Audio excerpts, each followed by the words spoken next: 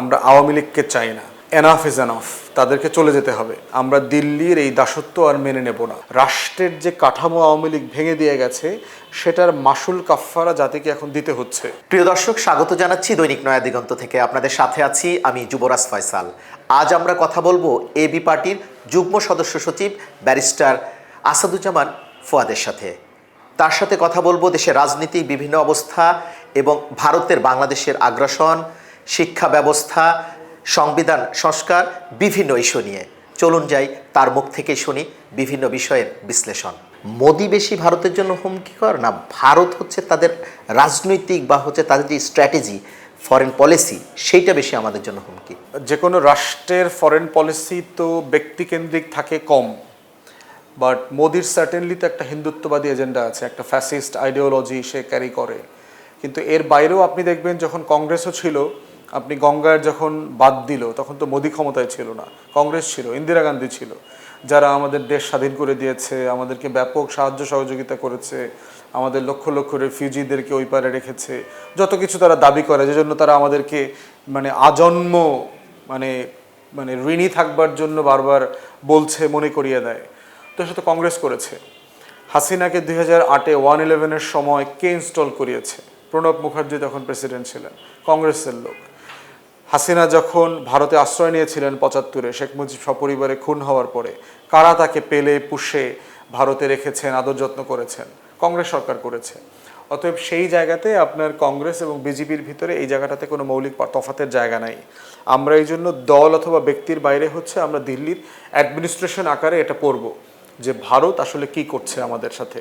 53 বছরে তার আমলনামার যে খতিয়ান, এই খতিয়ানে আসলে একান্ত ব্যক্তি অথবা কোনো দলকে আপনি টার্গেট করতে পারবেন না, বরং হচ্ছে দিল্লির অ্যাডমিনিস্ট্রেশনকে টার্গেট করেই আমাকে কথা বলতে হচ্ছে।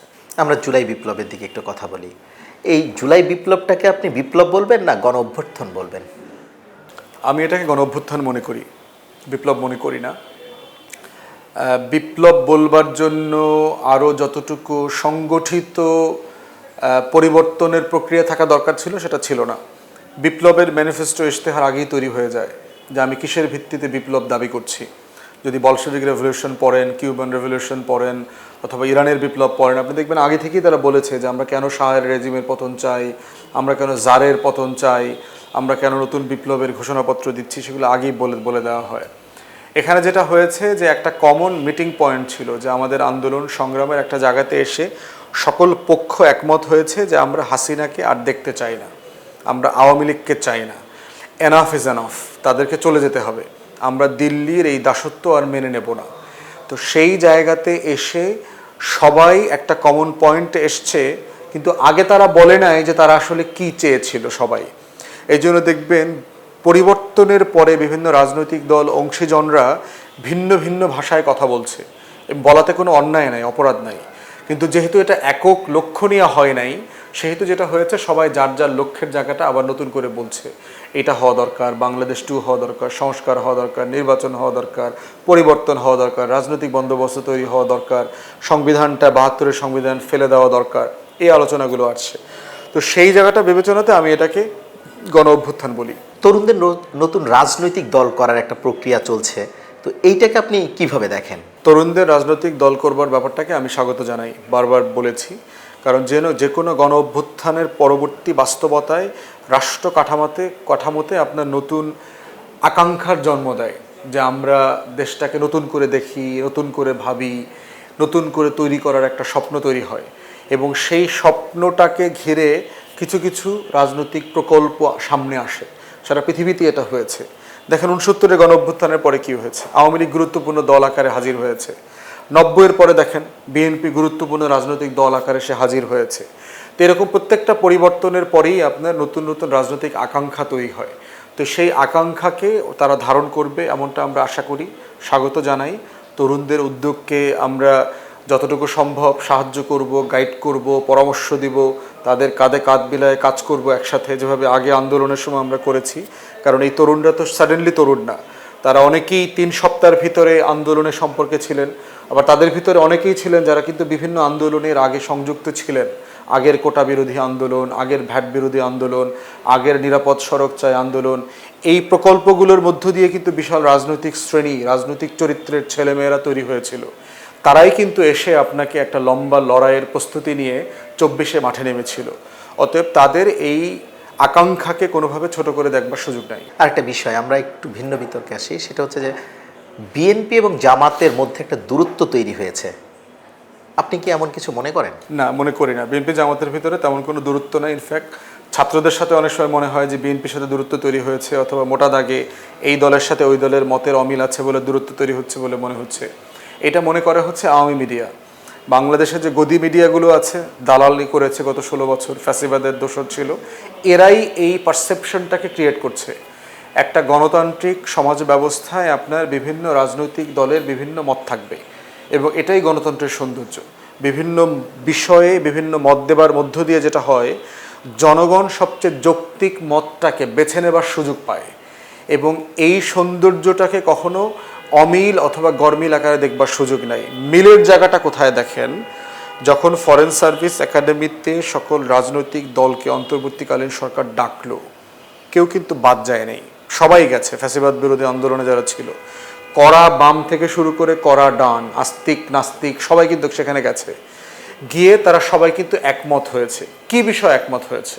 একমত হয়েছে বাংলাদেশের স্বাধীনতা বিষয়ে, বাংলাদেশের সার্বভৌমত্বের বিষয়ে, বাংলাদেশের জাতীয় স্বার্থের ব্যাপারে, বাংলাদেশের আত্মমর্যাদার প্রশ্নে তারা সবাই একমত হয়েছে।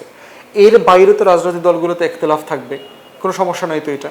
কারণ একতলাফ আছে বলেই তো ভিন্ন ভিন্ন রাজনৈতিক দল তৈরি হয়েছে। সমাজে একতলাফ আছে বলেই মানুষ, ভোটাররা ভিন্ন ভিন্ন দলকে ভোট দেয়। ইভেন দেখেন, আমেরিকার এক্সাম্পল যদি দেই, আমেরিকাতে বড় দুইটা দলে, ডেমোক্রেটিক পার্টি এবং রিপাবলিকান দলে, প্রার্থী বাছাইয়ের ভিতরে নিজেদের ভিতরে কিন্তু বিতর্ক হয়, নির্বাচন হয়। একই দলের ভিতরে 4 জন প্রার্থী দাঁড়ায় এবং ওই দলের সদস্যরা তারা বেছে নেয় প্রার্থী, এবং ওই সময়ের বিতর্কগুলো খেয়াল করলে মনে হবে যে আল্লাহ, দল তো ভেঙে যাচ্ছে। কিন্তু নির্বাচন একবার হয়ে যাওয়ার পরে আপনি দেখবেন বাকি প্রার্থীরা, বাকি ভোটাররাও কিন্তু আবার দলের সাথে একসাথে কাজ করছে। অতএব এইটা হচ্ছে মতামতকে সম্মান করা, গুরুত্ব দেয়া, এর মধ্য দিয়ে জনগণ একটা মত যেন সুন্দর করে বেছে নিতে পারে। আমাদেরকে যেটা মাথায় রাখতে হবে যে আমাদের জাতীয় শত্রুর ব্যাপারে যেন আমরা কম্প্রোমাইজ না করি। আওয়ামী লীগের প্রশ্নে, জাতীয় পার্টি 14 দলের প্রশ্নে, ভারতের প্রশ্নে, জাতীয় স্বার্থের প্রশ্নে যেন আমরা কম্প্রোমাইজ না করি। এর বাইরে একতলাফ থাকবে, মত ভিন্ন মত হবে। কিন্তু আপনি আবার দেখেন যে জানুয়ারি মাসে নাকি আওয়ামী লীগের নেতাকর্মীরা মহাসমাবেশ করবে বলছে। একটা করুক না, আমরা দেখতে চাই যে আওয়ামী লীগ একটা মহাসমাবেশের ডাক দেখ, আমরা পাহারা দেওয়ার জন্য ওখানে যাব, দেখার জন্য যে আসলে কীরকম লোকজন এসছে। তখন আপনি দেখবেন যে দেশের মানুষ সব এক হয়ে যায় কিনা। তো এটা আমার কাছে মনে হয়েছে এটা খুব মৌলিক কোনো বিভেদ এখানে তৈরি হয় নাই, বরং সবাই যার যার মৌলিক জায়গাতে আছেন, সবার নিজস্ব ভোট আছে, নিজস্ব রাজনীতি আছে, তার ভোট ব্যাংক এবং রাজনীতিকে তুষ্ট রাখবার জন্য তাদেরকে এই কথাগুলো অনেক সময় বলতে হয়। এর ভিতরে আমি কোনো গরমিল দেখতে পাচ্ছি না। আরেকটা বিষয় হচ্ছে যে এই যে জাতীয় ঐক্যের ভিতরে যে ইসলামী দলগুলো রয়েছে, তাদেরকে নিয়ে কোনো ঐক্য গঠন করা কি সম্ভব কিনা? আমরা তো দেখলাম বেশ কিছু ইসলামী দল বেশ কিছু মিটিং টিটিং করেছে, কিন্তু পূর্বকার যে অভিজ্ঞতা আমাদের আছে 80-র দশক থেকে 90-র দশক থেকে, ইসলামিক দলগুলো নিজেদের মধ্যে কাউকে একজন আরেকজনকে নেতা বলে মেনে নেবে এমনটা মনে হয় নাই। বরং তাদের ইন্টারনাল বিভেদ এত বেশি, অনেক দল আছে আপনার পাবলিকলি একজন আরেকজনকে অমুসলমান মনে করে, কাফের ফতোয়া দেয়। যদি এক দল আরেক দলের নেতাকর্মীকে মুসলমানই না মনে করে, তাহলে তার সাথে ইসলামী দল আকারে ঐক্যমতের সুযোগ কোথায়? তো আমি এটা সম্ভাবনা দেখতে পাচ্ছি না। একেবারে শেষের দিকে আসছি আমরা। বাংলাদেশের শিক্ষা ব্যবস্থার এই যে বছরের শুরুর দিকে আমরা বই দিতে পারলাম না হচ্ছে শিক্ষার্থীদেরকে, এটা কি কোনোভাবে আওয়ামী লীগের প্রশাসনের যে এখনও আধিপত্য সেটাকে নির্দেশ করে কিনা? প্রথম কথা হচ্ছে যে আওয়ামী লীগের আমলে আমরা দেখছি যে বই দেওয়াটাকে একটা খুব গুরুত্বপূর্ণ ক্যালেন্ডারের একটা ঘটনা আকারে সারা বাংলাদেশে তারা প্রচার করতো। এটা পুরো একটা ফাও জিনিস। বই আমাদের গ্রামে গঞ্জে আমরা যখন ছোটোবেলায় লেখাপড়া করছি, আপনার বই তো কবে 1 তারিখে দিত নাকি? গ্রামে গঞ্জে বই পাইতাম 2 সপ্তাহ পরে, 3 সপ্তাহ পরে। এক এক স্কুল এক এক দিনে পাইতো, এক এক মাদ্রাসা এক এক দিনে পাইতো। এটা তো কিছু যায় আসে না তো, আপনি 2 দিন আগে পাইলেন, পরে পাইলেন। সমস্যা যেটা হয়েছে সেটা হচ্ছে যে আপনার টোটাল আমলাতন্ত্র তো এখনও 80% হচ্ছে আওয়ামী লীগের দালাল দোসররা বসে আছে। তো তারা তো এই সরকারকে প্রত্যেক দিন বিব্রত করছে এবং কিভাবে প্রশাসনকে দুর্বল করে দেয়া যায়, স্লো করে দেয়া যায়, তারপরে হচ্ছে ডিসফাংশনাল করে দেয়া যায়, এই চক্রান্ত চলছে। কদিন আগে আগুন লাগলো, আগুন লাগার আগে দেখেছেন আপনারা যে আমলাদের বিভিন্ন গ্রুপ আলাদা আলাদা করে মিছিল মিটিং করছে, কর্মবিরতি পালন করছে। সব মিলিয়ে যেটা করেছে যে আওয়ামী পরণ করতে গিয়ে, আওয়ামী দালাল তৈরি করতে গিয়ে রাষ্ট্রের যে কাঠামো আওয়ামী লীগ ভেঙে দিয়ে গেছে সেটার মাসুল কাফফারা জাতিকে এখন দিতে হচ্ছে এবং সেটা আরও লম্বা সময় দিতে হবে যদি অন্তর্বর্তীকালীন সরকার খুব ড্রাস্টিক্যালি এটাকে ম্যানেজ না করে। বাংলাদেশের মিনিমাম ধরেন 50 থেকে 60% আমলাকে বাড়ি পাঠিয়ে দেওয়া দরকার একদম সিঙ্গেল নোটিশ দিয়ে। এদের কাজ করার কোনো এখতিয়ার নাই। যারা 14 সালের নির্বাচনে দালালি করছে, 18 সালের রাতের নির্বাচনে দালালি করছে, 24-এর নির্বাচনে দালালি করছে, ধরে ধরে সব বাড়ি পাঠিয়ে দেওয়া দরকার। এবং কারা কারা ফৌজদারি অপরাধ করেছে এর ভিতরে, অন্যায়ভাবে আওয়ামী লীগকে ক্ষমতায় রাখার জন্য তেলবাজি করেছে, এদেরকে আইডেন্টিফাই করে বিচার করা দরকার। বাংলাদেশে দেখেন এখনও কোনো টিএনও তেমন পরিবর্তন হয় নাই। আগের আওয়ামী লীগের অ্যাপয়েন্টেড টিএনওরা রয়ে গেছে এবং এই টিএনওরা হচ্ছে এখন যেহেতু প্রশাসন নাই, উপজেলা নাই, পৌরসভা নাই, এরা সবাই এখন লোকাল প্রশাসকও হয়ে গেছে। এই আওয়ামী মনোনীত টিএনওরা আপনার লোকাল আওয়ামী ঠিকাদারদেরকে দিয়ে লোকাল ডেভেলপমেন্টের কাজগুলো করাচ্ছে এবং এখনও লোকাল অর্থনীতিটা দেখবেন অচল হয়ে আছে অথবা আওয়ামী লীগের হাতে নিয়ন্ত্রিত হয়ে গেছে। অতএব এই প্রক্রিয়াটাকে যে ভাঙতে হবে এবং দ্রুততার সাথে ভাঙতে হবে, সেটার জন্য আমি অন্তর্বর্তীকালীন সরকারের দৃষ্টি আকর্ষণ করছি। শিক্ষা ব্যবস্থায় বই পুস্তক নিয়ে এটা খুব কিছু হবে না, আমাদের শিক্ষা ব্যবস্থা নাই। অতএব বই আপনি আজকে দেন আর 2 মাস পরে দেন, এতে এই লেখাপড়া দিয়ে কিছুই হবে না। এটা একটা ব্রোকেন এডুকেশন সিস্টেম। এখান থেকে কিছু রাষ্ট্রীয় বোঝা তৈরি হচ্ছে, নীলক্ষেতের চোতা প্রিন্ট করা হয় এখানে। সো আলটিমেটলি ওভারহলিং যদি করা না যায় আমাদের শিক্ষা ব্যবস্থা দিয়ে, এই বই দিল, পরীক্ষা দিল, জিপিএ করাইলো না, স্ট্যান্ড করলো, এ দিয়ে মৌলিকভাবে আমাদের শিক্ষা কাঠামোতে কোনো পরিবর্তন আসবে না। এখানে একটা বিষয় আছে, আপনার দল এই শিক্ষা ব্যবস্থা নিয়ে কি কোনো পরিকল্পনা করেছেন? আমরা ইতিমধ্যে বেশ কিছু প্রস্তাবনা দিয়েছি। তার ভিতরে একটা প্রস্তাবনা হচ্ছে যে আপনার সবাইকে ডিগ্রি পাশ করানো, মাস্টার ডিগ্রি পাশ করানোর কালচার থেকে রাষ্ট্রকে বেরোয় আসতে হবে। রাষ্ট্রের লেখাপড়ার কালচারটা হইতে হবে পিরামিড মডেলে। যত উপরে যাবে তত পড়ালেখার সংখ্যা কমে যাইতে হবে, ছাত্র সংখ্যা কমে যাইতে হবে। বাংলাদেশে দেখেন আপনার প্রত্যেকটা কলেজ বিশ্ববিদ্যালয়ে জেলাতেও ফিজিক্স, কেমিস্ট্রি, বায়োলজি আছে। ফিজিসিস্ট হওয়ার মতো পোস্ট বাংলাদেশে কয়টা আছে? আমাদের গবেষক কয়টা আছে? তাহলে আপনি কেন একটা পাড়াগাঁয়ের স্কুলে, কলেজে, কলেজ বিশ্ববিদ্যালয়গুলোতে আপনি ফিজিক্স, কেমিস্ট্রি পড়াচ্ছেন যেখানে ল্যাব নাই, ল্যাবরেটরি নাই, টিচার নাই? তাহলে ওখানে আপনি কী শিখাচ্ছেন? আমাদের ম্যাট্রিকের পরে বাধ্যতামূলক পড়াশোনার জায়গাটা থাকা উচিত না। এটা সেলফ ফান্ডেড হইতে হবে, যে শুধুমাত্র ম্যাট্রিকের পরে অথবা সর্বোচ্চ ইন্টারের পরে সবচেয়ে মেধাবী ছেলে মেয়েদেরকে রাষ্ট্র টাকা দিয়ে পড়াবে, বাকিটা নিজেদেরকে যারা পড়ালেখা করতে চায় তারা টাকা দিয়ে পড়বে। অযথা একটা ছেলে মেয়ের পিছনে রাষ্ট্র অনার্স মাস্টার্স পড়ায় 30 লাখ টাকা, 35 লক্ষ টাকা খরচ করার কোনো মানে হয় না। কারণ দিন শেষে সে কী করতেছে? ডিগ্রি পাশ করে, মাস্টার ডিগ্রি পাশ করে সে পুলিশের কনস্টেবল হচ্ছে। তো 80-র দশকে তো 8 পাশ করে পুলিশের কনস্টেবল হইতো, এখন কেন ডিগ্রি পাশ করে পুলিশের কনস্টেবল হয়? আমরা তো ম্যাট্রিক পাস লোককে পুলিশের ওসি দেখছি, দারোগা দেখছি, এখন কেন জাহাঙ্গীরনগর, ঢাকা বিশ্ববিদ্যালয়ে অনার্স মাস্টার্স করে পুলিশের ওসি হয়? তাহলে এই পড়ালেখাটা করার মানেটা কি হইলো আমার? অতএব আমরা বোধ করছি যে এই যে বিজ্ঞান প্রযুক্তি বিশ্ববিদ্যালয়, সেই কলেজ, এগুলোকে কমায় নিয়ে আসা দরকার। আমাদের যেটা দরকার কর্মমুখী শিক্ষার, প্রযুক্তি শিক্ষার, কাজ শেখানোর বিশ্ববিদ্যালয় দরকার, যেখানে শুধু কাজ শেখানো হবে, ভাষা শেখানো হবে এবং কাজের সাথে ইন্ডাস্ট্রির এক্সপিরিয়েন্সের একটা যোগসূত্র তৈরি করতে হবে, যে আপনি কাজের মধ্য দিয়ে, লেখাপড়ার মধ্য দিয়ে আপনার জীবনের মূল্যবোধ পরিবর্তন হচ্ছে কিনা, আপনার জ্ঞান তৈরি হচ্ছে কিনা, আপনার দক্ষতা বাড়ছে কিনা, সেই জায়গাগুলোকে ফোকাস করা দরকার এবং সেগুলো নিয়েই আমরা ক্যাম্পেইন করছি। একেবারে শেষ প্রশ্ন, একেবারে শেষ দিকে আছি আমরা, সেটা হচ্ছে যে এই যে অন্তর্বর্তীকালীন সরকার, তাদের বর্তমান কাজকর্ম নিয়ে বিভিন্ন ধরনের সমালোচনা হচ্ছে, এইটাকে আপনি কিভাবে দেখেন? অন্তর্বর্তীকালীন সরকারের সমালোচনা তো আসলে কারা করছে সেটা ডিপেন্ড করছে আর কি। বাংলাদেশের অধিকাংশ গণমাধ্যম কিন্তু এখনও আওয়ামী ফ্যাসিবাদের দালাল গণমাধ্যম। আপনি এদের নিউজ বলেন আর হচ্ছে এদের টকশো বলেন, এবং বাংলাদেশের অধিকাংশ সুশীল যারা মোটা দাগে মতামত তৈরি করে, কবি, সাহিত্যিক, বুদ্ধিজীবী, লেখক, এরা কিন্তু ম্যাক্সিমাম দালাল। এবং এই দালালরা কিন্তু গত 16 বছর দালালি করার পরেও কিন্তু এখনও ক্ষমা চায় নাই, ন্যূনতম কেউ অনুশোচনা শো করে নাই। অতএব প্রশ্ন হচ্ছে অন্তর্বর্তীকালীন সরকারের সমালোচনা আমরাও করি, দেখতে হবে যে সরকারকে ওন করে সমালোচনা করা আর সরকারকে বিব্রত করার সমালোচনার মধ্যে পার্থক্য থাকতে হবে, এবং এই সমালোচনার পার্থক্যটা কারা করছে। অন্তর্বর্তীকালীন সরকারের অসংখ্য আপনার মানে ভালো ইতিবাচক জায়গা আছে। কি দেখেন যে আওয়ামী লীগ বলেছিল তারা ক্ষমতায় না থাকলে দেশে গৃহযুদ্ধ হবে, গৃহযুদ্ধ হয়নি তো 5 মাস হয়ে গেল। আজকে 5ম মাসের পূর্তি, তো 5 তারিখ, 5ই আগস্ট থেকে ধরলে আজকে 5 মাস পূর্তি হয়ে গেছে, কই দেশে তো কোনো গৃহযুদ্ধ হয়নি। আওয়ামী লীগের লোকরা বলেছিল যে আওয়ামী লীগে নাকি লক্ষ লক্ষ নেতাকর্মী খুন হবে, আওয়ামী লীগের একজন এমপিও তো খুন হয় নাই। তাহলে দেশে কি হইল? দেশে বলা হচ্ছিল যে হিন্দুরা কেউ থাকবে না, সব নাকি পাড়ি দিয়ে ওই পারে চলে যাইতে হবে। আমরা তো খালি মুসলমান নামধারী আওয়ামী লীগদেরকে পালাইতে দেখলাম, কোনো হিন্দুকে তো পালাইতে দেখলাম না। দেশের সীমান্তে সীমান্তে কোথায় কোনো হিন্দুদের তো মব তৈরি হয় নাই যে ভারতে পালানোর জন্য তারা লাইন ধরে বসে আছে, কোনো ঘটনা তো দেখলাম না। সার্টেনলি বাংলাদেশে হিন্দু সম্প্রদায়ের উপরে নির্যাতন নিপীড়ন হচ্ছে, যেগুলো তদন্ত করা দরকার। ইতিমধ্যে প্রধান উপদেষ্টাকে আমরা বলেছি যে আপনারা একটা জাতীয় কমিশন করেন অথবা মানবাধিকার কমিশনকে পুনর্গঠিত করে সংখ্যালঘুদের উপর নির্যাতনের বিষয়গুলোকে আপনারা তদন্ত করেন, বিচার করেন, তাদেরকে পুনর্বাসন করেন, সাহায্য করেন, তাদের আত্মবিশ্বাস ফেরায় নিয়ে আসা দরকার বাংলাদেশ রাষ্ট্রের উপরে।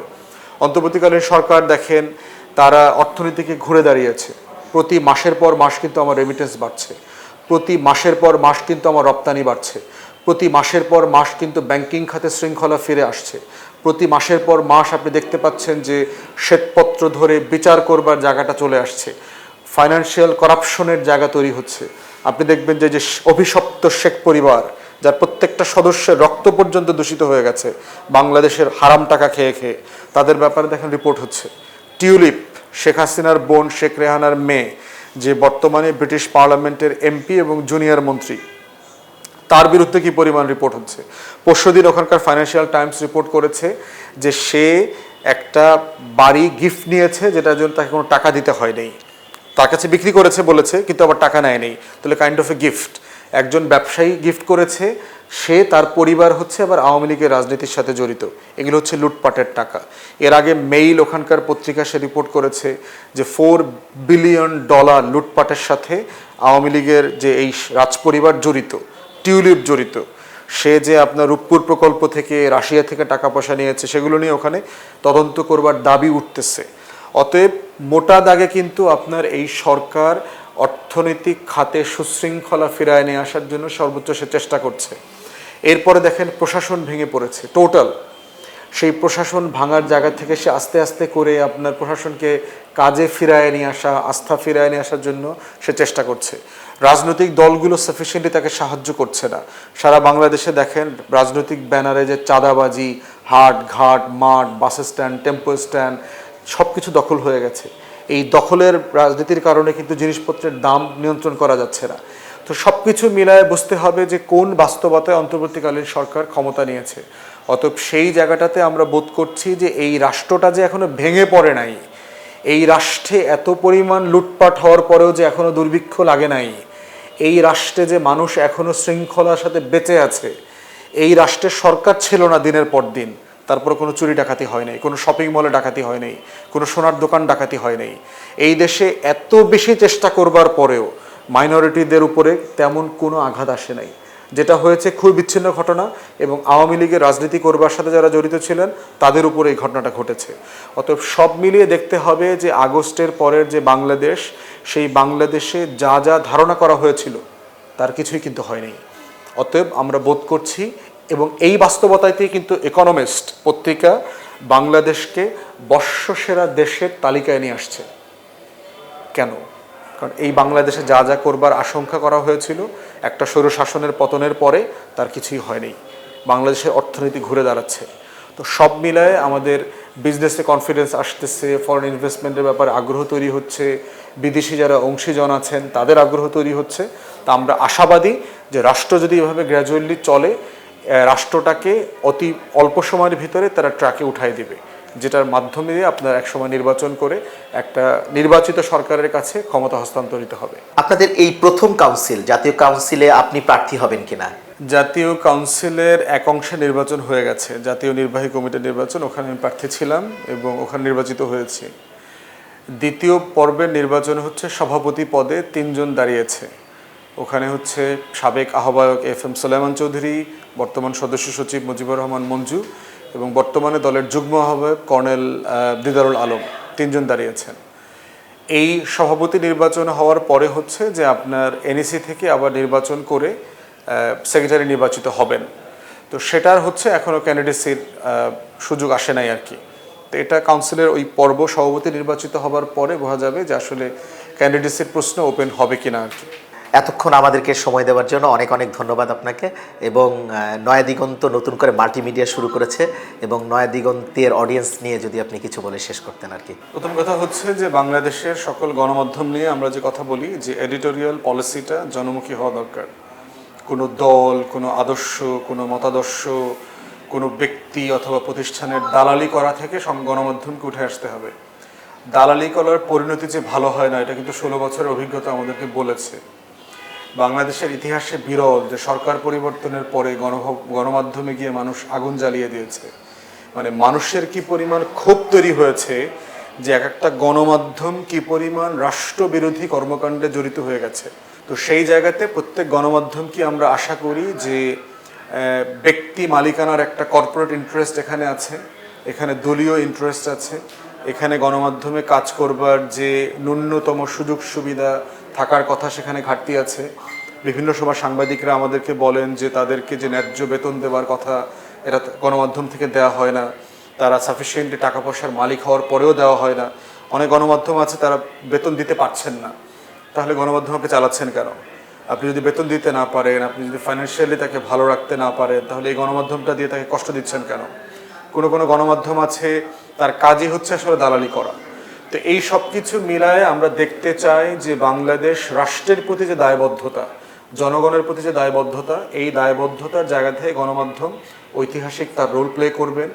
যাকে যখন যে ভাষায় ন্যায্যতার জন্য সমালোচনা করা দরকার সেটা করবেন, প্রশংসা করা দরকার সেটা করবেন। কারণ আপনারা হচ্ছেন, গণমাধ্যম হচ্ছে রাজনৈতিক কর্মী অথবা দেশের গুরুত্বপূর্ণ জায়গায় যারা থাকেন তাদের সাথে জনগণের মেলবন্ধন। এই বন্ধনের রাস্তাটা যদি করাপ্ট হয়ে যায়, দূষিত হয়ে যায়, তাহলে বাংলাদেশ রাষ্ট্র দূষিত হয়ে যাবে। অতএব সেই জায়গায় গণমাধ্যম তার ঐতিহাসিক দায়িত্ব পালন করবেন।